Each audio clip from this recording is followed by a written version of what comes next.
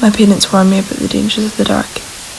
A short story by me, Bailey Henderson, read to you, the audience. Enjoy.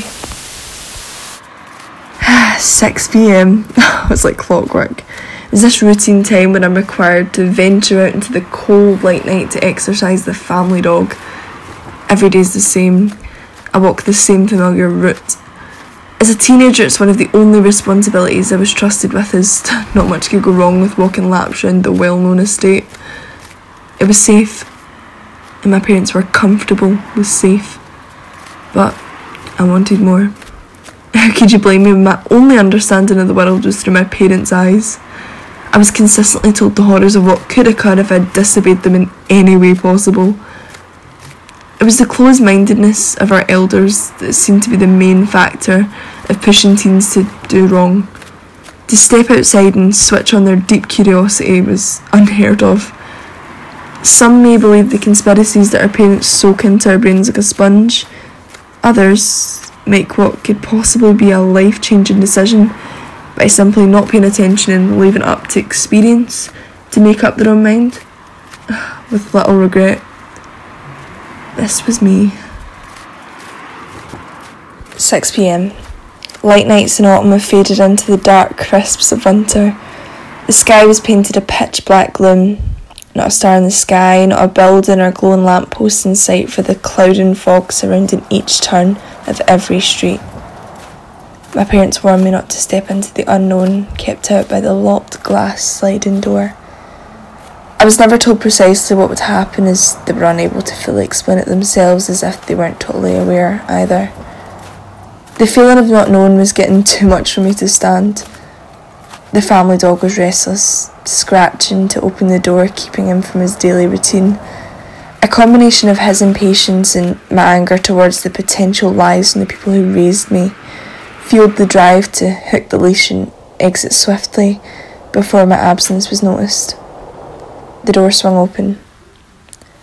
This was it. No turning back now. Having this inbuilt fear from the barriers that was put up for me as a child only made me want to live my life to the fullest by doing the opposite of what that triggering word safe was. He tugged the leash as if to go for a walk around the brightly lit estate. This was the point where my brain's mentality switched. The word danger seemed like a myth to me now. I persuaded my dog to take the wrong turn with a treat.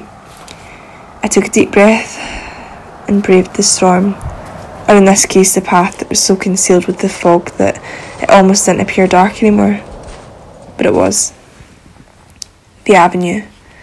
The straight rough path roadside was feared by many, surrounded by dark woodland areas.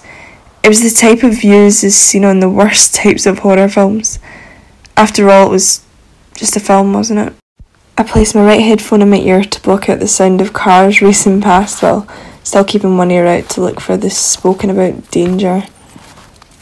I take a deep breath in, exhale out, seeing my cold breath in front of me, only fogging the air further. As I walk, I do reflect on the reasons for me taking this unneeded journey and if it was the right decision. I guess growing up, I'd always had a taste for everything imaginable that was told not to do. The thought of not knowing excited me, and it was that feeling that kept my existence worth living. Safe was boring. Halfway through the walk, I realised I had nothing to worry about. Despite the creepy atmosphere of the branches snapping behind me and the faint chatter in the distance, there were no signs that indicated anything could go wrong. I was wrong. Out of nowhere, my dog had halted as he barked into the distance, and this alarmed me. The faint chatter I had heard through my right ear turned into a shadow. The shadow was approaching, nowhere to turn. It was either keep walking and figure out what was ahead, or run as fast as I could back to the comfort of my own home. No way. As my dog races ahead, the shadow shifts into an image of a tall, bony male. His look was alarming to me, and I was unsure how. Was this the danger? Was people like him what I was warned against? My parents taught me never to talk to strangers, to never trust one, to stay away. My parents weren't here anymore. path was long. There was at least 200 metres in between us. 200 turned to 100, which turned to 50. My heart beated faster than I'd ever had before. Was this it? The feeling of a cold shiver came over my body as I prepared for the worst. The fog began to disperse. His facial features became clearer. His frail demeanour revealed. I was unable to control or process this feeling of dread and uncertainty. To go from being sheltered to completely unprotected was too much for me to handle. The paranoia kicked in, but was it all in my head? Was I fed lies by the people who raised me? Why would this man purposely go out of his way to take my life? Surely he had other plans for his life. Who says he isn't shaking with severe anxiety at the sight of my appearance? With 20 metres between us, I freeze. My body was overcome with too many new feelings and experiences for me to handle. I must have given off the feeling that I needed help. This man stopped briefly to kneel down to pet my dog. I could barely form a sentence. He proceeded to ask what his name was.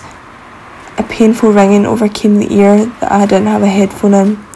I felt faint. My paranoia felt like it was powerful enough to kill me.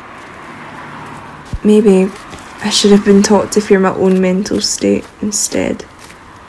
This man put his hand out as if to feel the temperature of my forehead in concern. My reflexes smack his hand away. Over the ringing noise, I'm able to piece together that he said not to panic. He's a doctor. I turned to see the bright headlights of a double-decker bus going full speed down the length of the avenue that I'd just walked. Was this man a thoughtful, caring stranger? Was it really his fault that he'd ended up in this unforeseeable situation? My dog delivers his final bark in the presence of this tall stranger. The large number 039 double-decker comes hurtling towards us. I close my eyes. My weak, cold hands let go of the leash of my dog. The stranger bent down as if to save me from the stress of running after him. As he kneeled down, my mind was overcome with a drive, a burning desire to find out more new feelings, much like I'd discovered in that 20-minute venture out into this unknown area. 10 years. I was 10 metres apart from the strange man, now 10 metres apart from the heavy-looking, not-in-service bus. An impulse occurs. It takes over. No thought went into this decision, only curiosity. I reached out with my shivering arms, and with all the force in my body I pushed this man out into the cloud and fog that concealed the road. The fog covered my eyes. I may have been blinded, but I heard the sound of the shriek coming from he who had been splattered across the windscreen of the hurtling transport. Was this why I was warned against stepping outside the doors after the sky reached a particular shade of black? As I wake up on the floor of a cold grey slabbed room with bars for windows, I ask myself the question I had craved the answer for all along. Was I the danger that my parents warned me about in the night?